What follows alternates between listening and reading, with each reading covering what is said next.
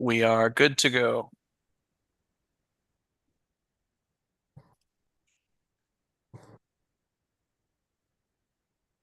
Mayor, you want me just to go? Oh, yeah, sorry. It's okay. Did You you have a read moment of silence.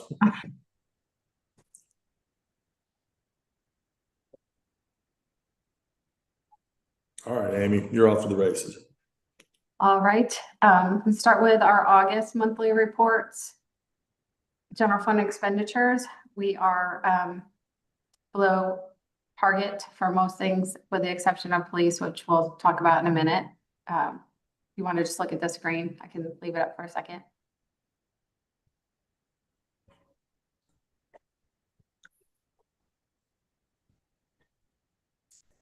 Good.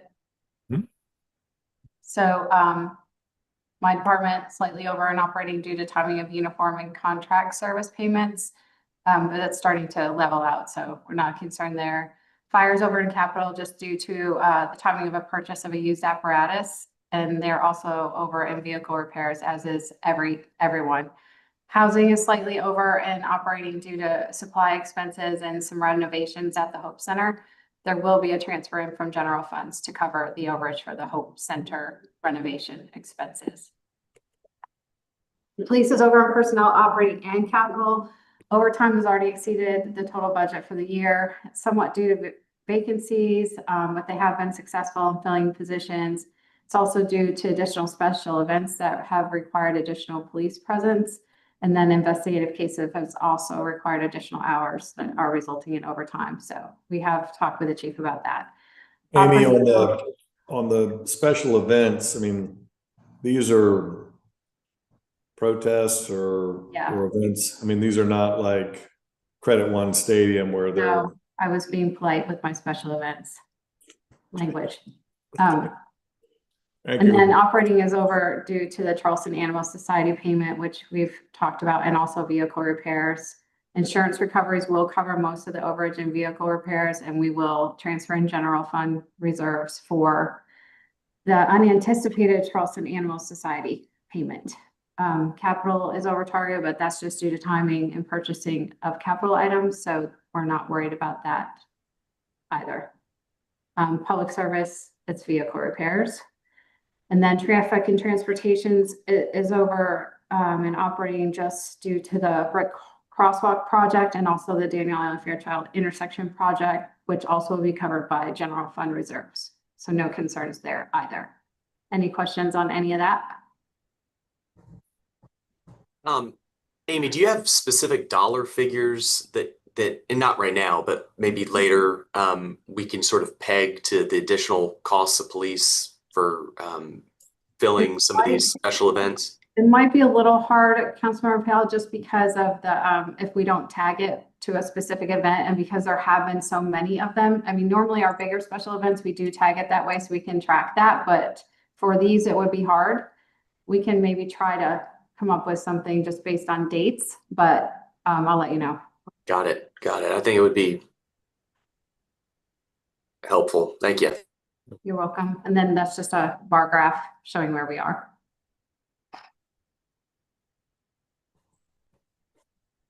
And then for revenues, we're looking pretty good. We've talked about franchise fees before, and then rents is a timing issue as well. I'll let you look at that slide for a second.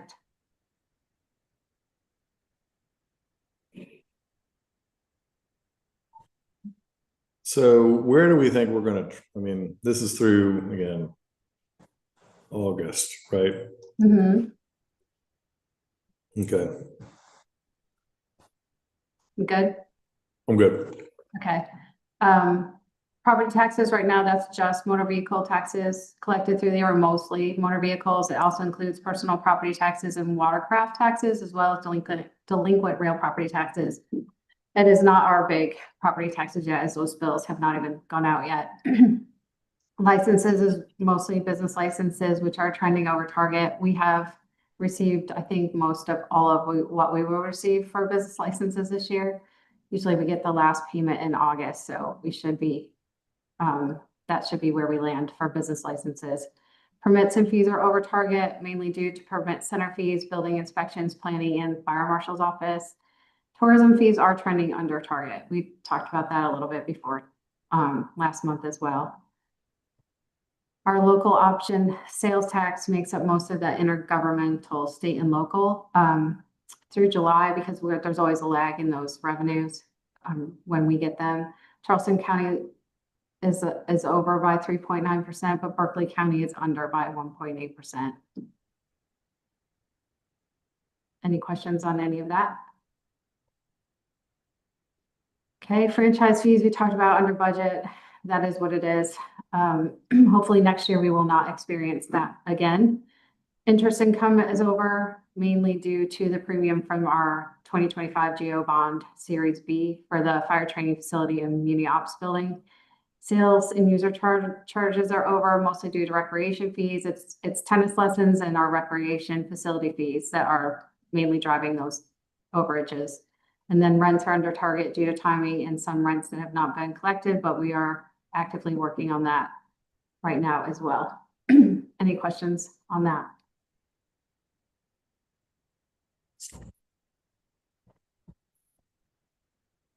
All right, miscellaneous charges, mostly due to penalties on business licenses, and then miscellaneous revenues is mostly due to insurance recoveries, which will help with some of those vehicle repair expenses that we have.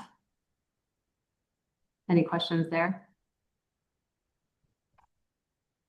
All right, that's just a bar chart to look at.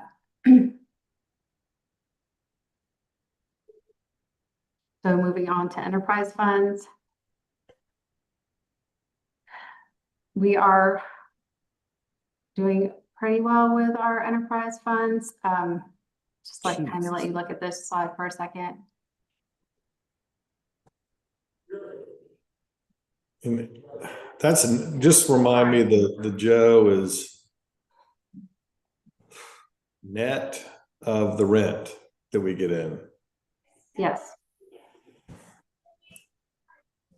So it costs us $650,000 net. Those are mostly maintenance. Yeah, so it depends on what maintenance projects we do as well there. And it doesn't include any transfers in that we cover for those maintenance projects. So it's just true cost right now, not including any transfers in that we do.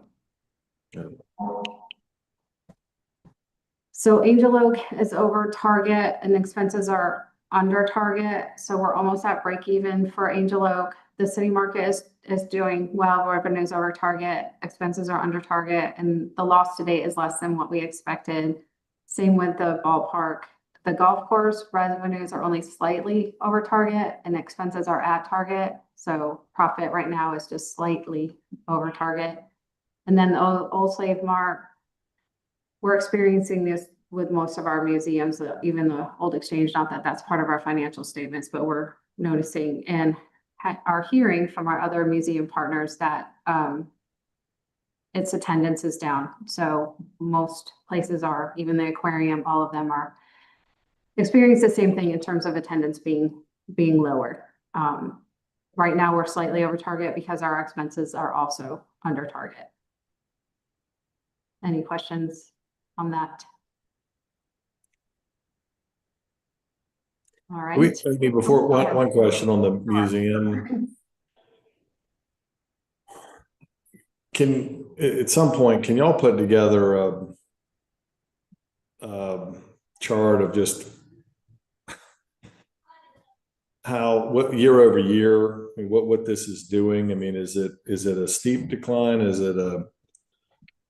It's hard for us to do that because COVID always messes it up. So we usually leave that year out, but it's not like a drastic decline, but I can give you a last however many years comparison. I just want to track that. I mean, Sure. And then parking revenues violations are slightly over target. Our meters are finally performing again now that they're working.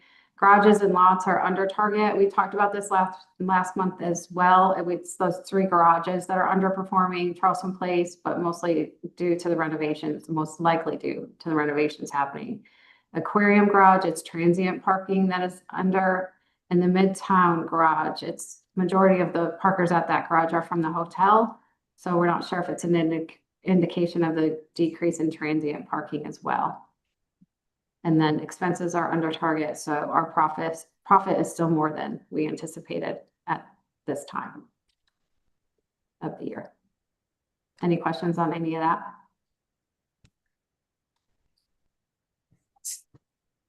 All right, stormwater revenues are right at target, just a little bit above, and then expenses are under target. So we're doing okay with stormwater.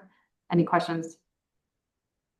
Okay, tourism, we're looking okay. So I'll let you look at this chart a little bit. We're above target in municipal aid tax, just slightly above target in state aid tax, and then as well as hospitality fees.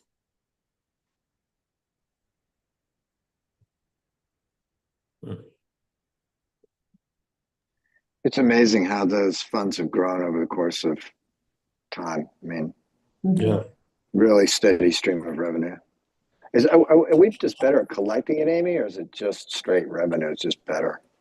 So we're actually seeing, you know, especially with hospitality, we're seeing a leveling off of those fees. But we talked about this a little bit. It's hard to judge right now if it is only because if people are really spending less, or if it's because we had such a boom after COVID where everybody was coming in and our revenues increased so quickly that now they're just leveling off. So we're watching hospitality right now. This is tracking with the CBB's reports too. I mean, you know, they've had kind of banner years, but their RevPAR has gone up pretty significantly too. So I think that's good news, but it does seem to be leveling off. Mm-hmm. The good news, Mayor, is it's leveling off at a pretty high altitude, which is good. Right. Right. We got above the clouds. Yeah. Amy, are we noticing that following the settlement of that litigation involving Airbnb, that wherein Airbnb agreed to collect and remit a tax to us, are we noticing, or is it too early to tell whether that's capturing maybe some money that had been left on the table? Does that make sense? It does. So yeah, I think the problem with that, Councilmember Appel, is that we can't differentiate between the short-term rentals and the regular hotels. I think we collect those from the county collects those for us. I think they're getting better at that, but right now it's hard for us to differentiate between the two. Oh, that's right. So whereas we directly receive the H fee remittances, the A tax gets routed to the county and the state and then comes back to us, and we can't distinguish precisely where it's coming from. Right. Got it. Okay. A tax, yes. State is a little bit different than municipal, but yes. Right. Hopefully that will get better over time. Or maybe they'll let us directly receive the tax revenue that's generated in the city. One can dream, but Dare to dream. Yeah. Okay. Any other questions on tourism? And this is just, we are talking about the slightly over target. I think we pretty much talked about all of this already.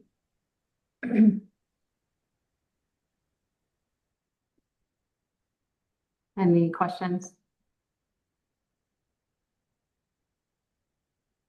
We're good.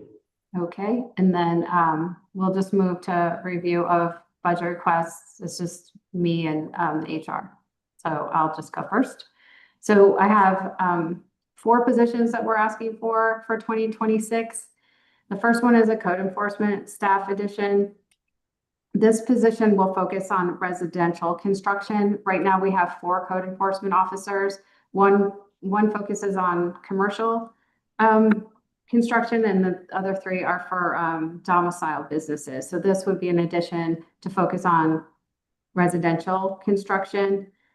With us only having 4 code enforcement officers, that is 1 for every 2,778 businesses that we have, just to kind of put that in perspective. So adding this one will help. I think it will also generate more revenue, which will probably more than cover the position itself. Any questions on that? Okay, the other one is just an expansion of our digital services. So we're expanding more online services to our citizens that work through our CSS, which is customer self-service platform in EnerGov, which is where everybody goes in to pay for their business licenses, their billing permits, their inspections, all of that. That's what that CSS platform is. And we're expanding more and more to allow for more online services. And with that, in our revenue collections division, we have a digital services specialist that helps our citizens when they're setting up their accounts, if they have any technical issues, all of that. And we're just noticing it's hard for one person to handle all of that volume of requests. So we're asking for an additional person for that service. Any questions? Okay. The next two positions are for our Dock Street Theater. They kind of go together. One is for a production manager and the other is for a stage hand position. Right now, these are union positions that we pay a contract for. And we're trying to move away from having that and more handling it ourselves with our own people. So this is kind of a start to that, to see how lucky we are in terms of finding people and how it works. And hopefully it will be successful. And then 27, we will handle this on our own without having union staff to do so. And we will charge for those services. So any productions that come in, we will charge for that, for those employees. So we should get some revenue in return for the positions, to help pay for the positions. Any questions on Do you know what the cost difference is there, Amy, What do you mean? from having the union person to having this position? No, but I can get that for you. Okay. Yeah. I was just curious. I think it's a lot. That contract is a little bit difficult to manage as well. So it's, but yeah, I can get you that. So are y'all getting away from using the union or just using the union to coordinate? Yeah. We're getting away from using the union. Right, but union is needed on the stage. These would be, as I understand it, Amy, these were functions outside of whatever, the Charleston stage, so. And even start Charleston stage. It's for anything that we have at the Dock Street Theater. So we'll just we're trying to move away from that. Any other questions? And so basically just bring it in-house instead. That's right. Exactly. Huh, okay. Good. Yep. All right. That is all I have for my budget for 2026. I think Tammy has a PowerPoint, correct, Tammy, to share for yours? I'm not sure if she is on, but I do have the PowerPoint. I have her coming on right now. Okay, that's perfect timing. All right, Jennifer, I'll stop sharing so you can share. Okay. Thank you. And Tammy, I know you just got on, but we've got your presentation up next. And can you guys confirm that you see the full screen? Yep. Perfect. All right, Tammy, you should be good to go.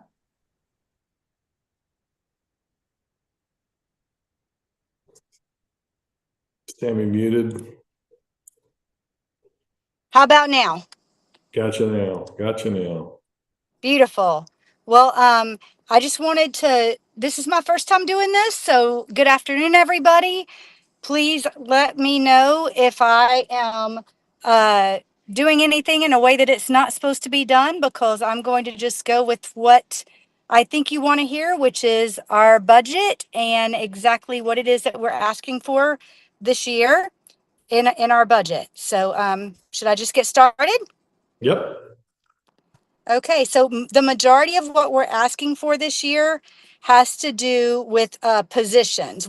I spent a lot of time in my first 3 months here really focusing on the positions in the department and what we needed to do to get our department up and running at the highest efficient and effective level possible.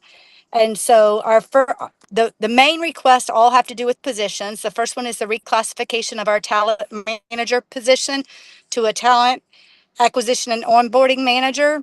This person has been with the city for 5 or 6 years now, and she was a coordinator and has been managing for about 2 years and never received an increase in doing that. And also she's taken on some more duties now, and that she's got 2 full-time employees working for her for the past little while, but we've added the office management duties with Susan Delucci's retirement.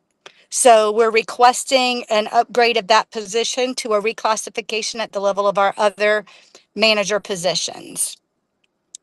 Jennifer?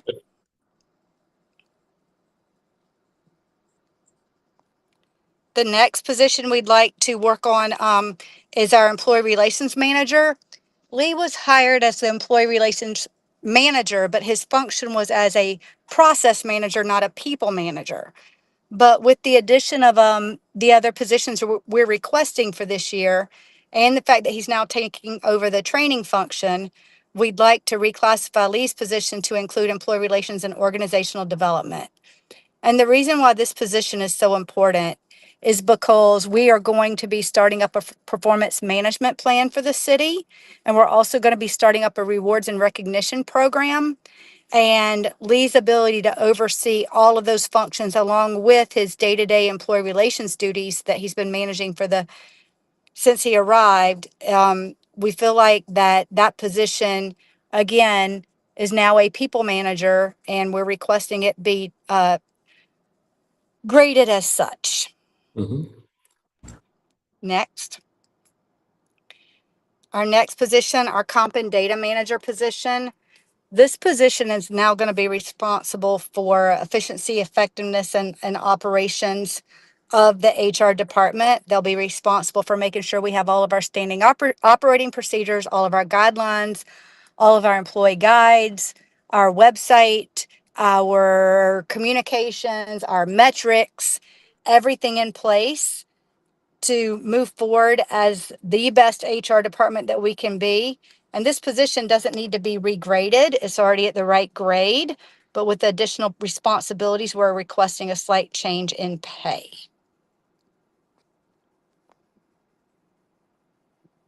Oh, I lost. Do you guys still have the screen? Because Jennifer, I lost the screen sharing. We've got it.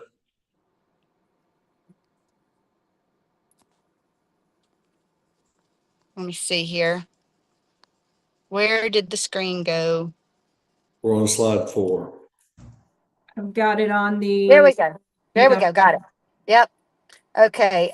HR business partner to HR generalist in charge of knowledge management. This would be the upgrade of a current position that was originally slotted last year and hasn't been filled. It was slotted to do some basic level HR work, but we're really wanting this person to come in and be responsible for all of our metrics, measurement, knowledge management. This person would work under the role that we just talked about. And we're just asking for a simple upgrade of this position to be able to hire somebody at a more senior level to really be in charge of helping with our, again, metrics, measurements, make sure we're doing things the right way and the most efficient way as we can in the HR department. Next.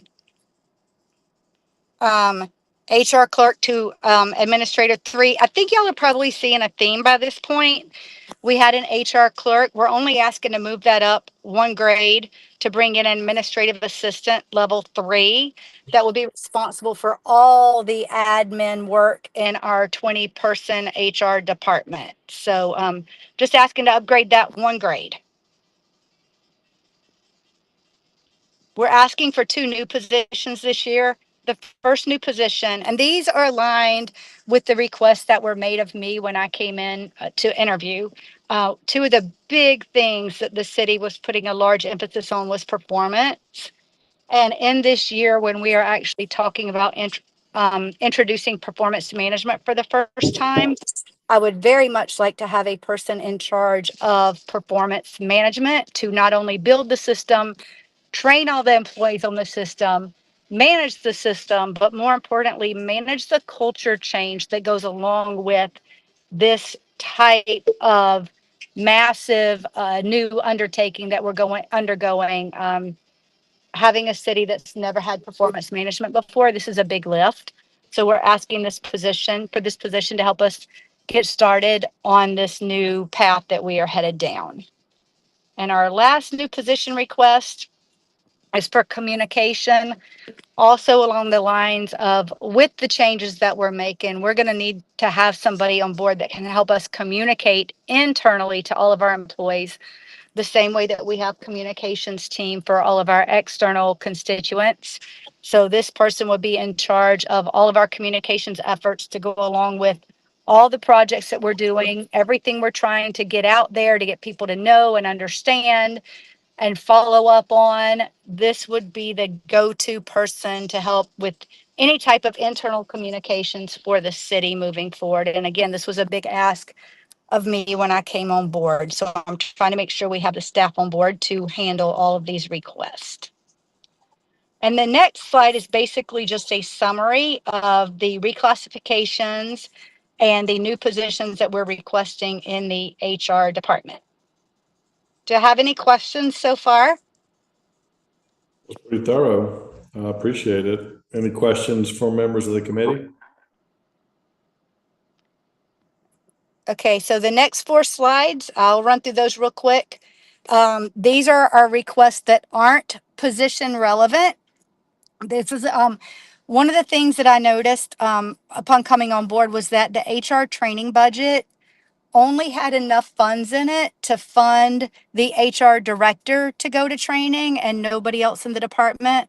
So we are asking for some training funds for our department. And I've got the whole PowerPoint here, so I won't bore you guys by reading it to you. But in summary, this investment will enhance the department's ability to manage risk, improve employee services, and align HR processes with strategic goals. The HR laws, best practices, they change every single year. And I really want to make sure that my managers and my team are up to speed on what's going on. And the best way to do that is to make sure that they get training and they maintain their certifications. So with a lack of any budget for this in the past, it's a pretty big ask, but it's in the budget and very much needed.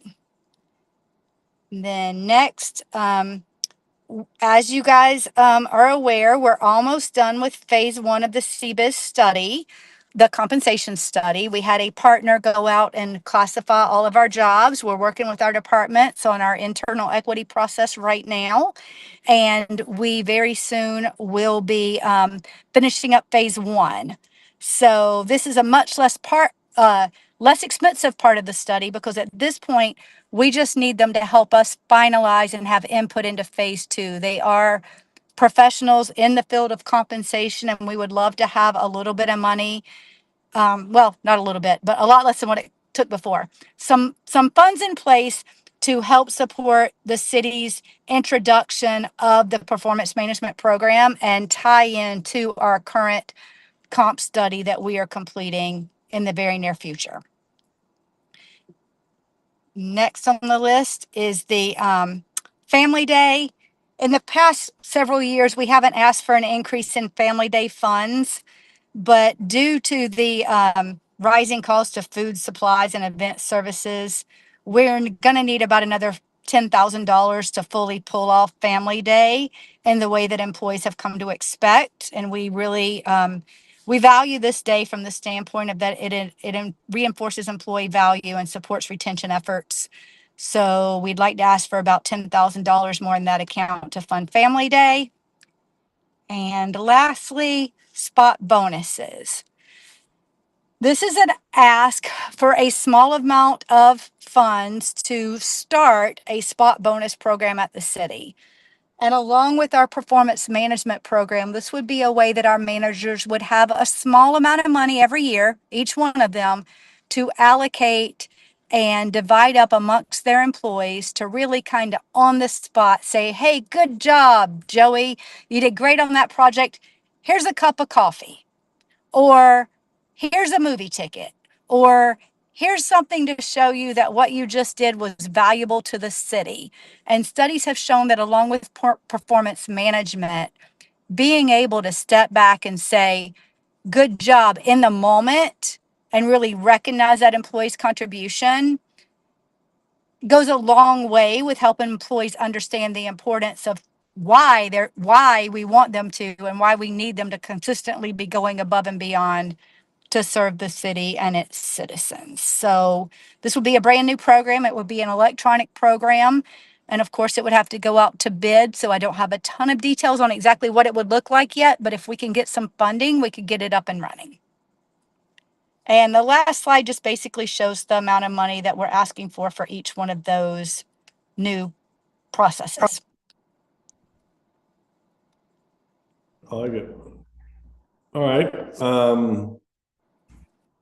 As y'all can see, we are, and this is stuff we've talked with many of you all about, many council members, the idea of evolving towards a component of our budget being having some performance-based bonuses. So we're trying to do this in increments that are manageable.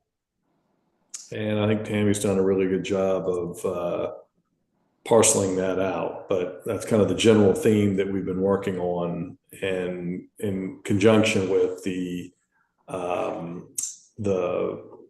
compensation study. And just again, we're still going to be looking at annual increases based on cost of living in some capacity, but we want to put some money towards performance. So that's the general idea. Any questions on that for Tammy? All right, guys. Well, appreciate Tammy the thorough update. Same with you, Amy. I just had a couple more slides if you got a second. You've got one more slide? I got just kind of where we are. Yep. Okay. Next week, Information Technology Executive Department will discuss their new program requests. Just to let you know, the Accommodations Tax and Community Assistance Grant application window has closed.